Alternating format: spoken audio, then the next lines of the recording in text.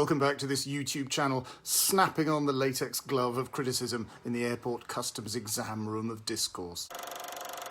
Now it's something we haven't done in a while. Yes, it's time for Serendipity Corner. Last week, filmmaker Jacques Rozier died at the age of 96, that almost forgotten titan of the French New Wave, much admired by François Truffaut. I thought I would take a look at his fascinating debut film from 1962, Adieu Philippine. Stefania Sabatini and Eveline Sarri play Juliette and Liliane, two young women vaguely involved in the ad business who've recently blagged a job acting in a terrible TV commercial for floor cleaner.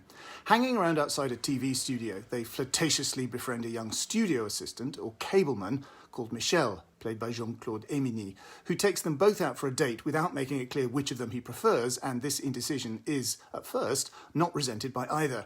They themselves sweet-talk a seedy Italian producer called Pashala, played by Vittorio Caprioli, to give Michel work on an ad for a fridge.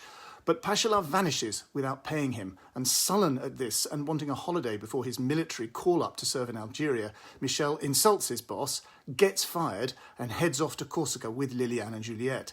They discover that Pashala is also there, shooting an absurd photo-roman or photo-love comic strip, and so set out to confront him. Sadly, this film is not streaming on YouTube, but the subtitled DVDs are available. Here's a clip of Liliane and Juliette doing a classic French New Wave walk and talk in the Paris streets, surrounded by real people.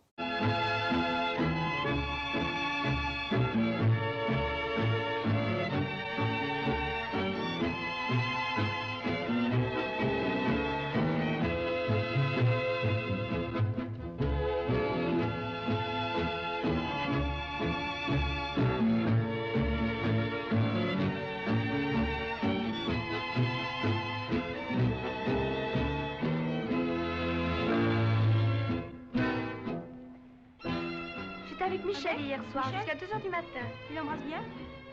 Bien, vous avez été toute la soirée? Danser.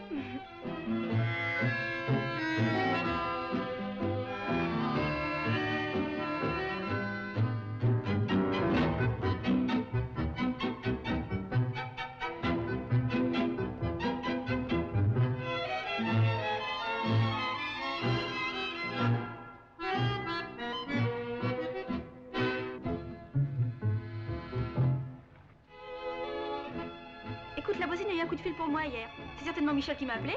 Oh, mais pas avant moi. Tiens, je te parie tout ce que tu voudras.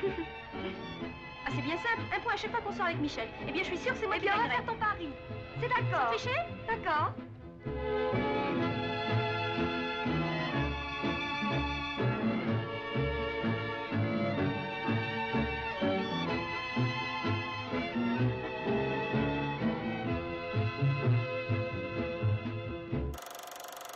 Michel has plans, by the way, to be a street photographer, and there's a lot there that would interest him. That amazing panoply of background detail, real people roped into being in this film, whether or not they want it or indeed realise it.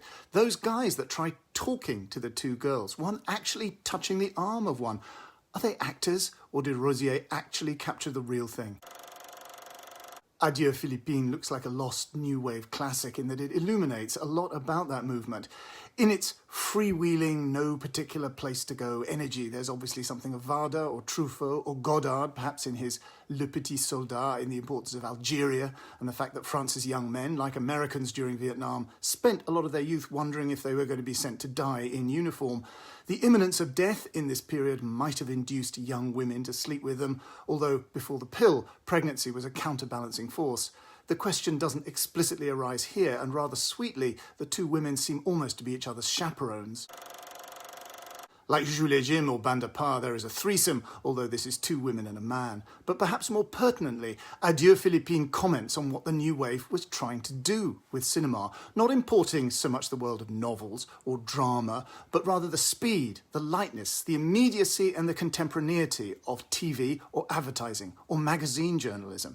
Michel tells Pashala he can work quickly, not like those people in film. Adieu Philippine is such an enjoyable movie, and Rozier's reputation needs to be restored.